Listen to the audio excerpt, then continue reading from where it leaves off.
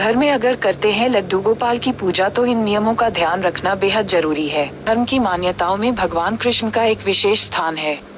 हर घर में इनकी पूजा होती है। कहीं इन्हें लड्डू गोपाल के रूप में पूजा जाता है तो कहीं इनकी पूजा का कान्हा जी के रूप में होती है। लड्डू गोपाल जी को भगवान कृष्ण का बाल रूप माना जाता है, जिनकी सेवा ठीक उसी प्रकार से की जाती है जैसे कोई अपने नवजात शिशु को पाल पोस कर बड़ा करता है। अगर लड्डू गोपाल जी आपके भी घर में विराजते हैं तो आपके लिए कुछ विशेष नियमों का पालन करना जरूरी होता है। आज हम आपको बताने जा रहे हैं इन नियमों के बारे में। प्रथम तो ये बात मन में बैठाना बहुत आवश्यक है कि जिस भी घर में लड्डू गोपाल जी का प्रवेश हो जाता है वह घर लड्डू गोपाल जी का हो जाता है। इसलिए अपने मन से यह भाव निकाल दे कि यह मेरा घर है, क्योंकि अब वह लड्डू गोपाल जी का घर है। लड्डू गोपाल जी अब आपके परिवार के सदस्य हैं। सत्य तो ये है कि अब आपका परिवार लड्डू गोपाल जी का परिवार है। अतः लड्डू गोपाल जी को परिवार के एक सम्मानित सदस्य का स्थान प्रदान किया जाए। परिवार के सदस्यों की आवश्यकताओं के अनुसार ही लड्डू गोपाल जी की सभी चीजों का भी ख्याल रखना चाहिए। लड्डू गोपाल जी किसी विशेष तामझाम के नहीं, आपके प्रेम और आपके भाव के भूखे हैं। अतः उनको जितना प्रेम, जितना भाव अर्पित किया जाता है वह उतने आपके अपने हो जाते हैं।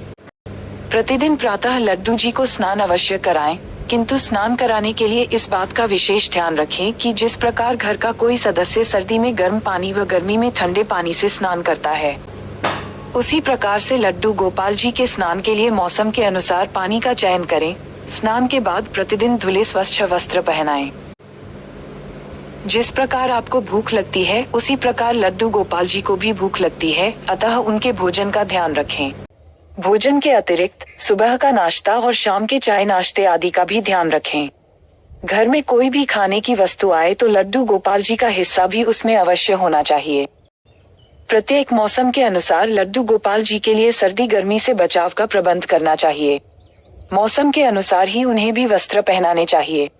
लड्डू गोपाल जी को खिलौने बहुत प्रिय हैं, उनके लिए खिलौने अवश्य लेकर आएं और उनके साथ खेलें भी। जैसे परिवार के सभी सदस्यों का आपस में एक दूसरे से कोई रिश्ता होता है, वैसे ही लड्डू गोपाल जी से भी कोई नाता बनाएं। मित्र का या फिर भाई का या फिर कोई और रिश्ता भी बना सकते हैं। अपने लड्डू गोपाल जी को कोई प्यारा सा नाम अवश्य दें। प्रतिदिन रात्रि में लड्डू गोपाल जी को शयन अवश्य कराएं। जिस प्रकार एक छोटे बालक को प्रेम से सुलाते हैं उसी प्रकार से उनको भी सुलाएं, थपथाएं, लोरी सुनाएं।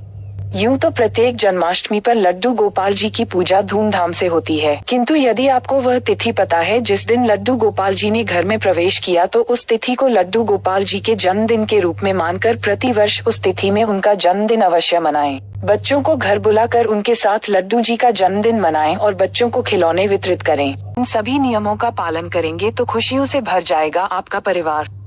अगर आपको वीडियो पसंद आया हो तो लाइक, शेयर और चैनल को सब्सक्राइब जरूर करें।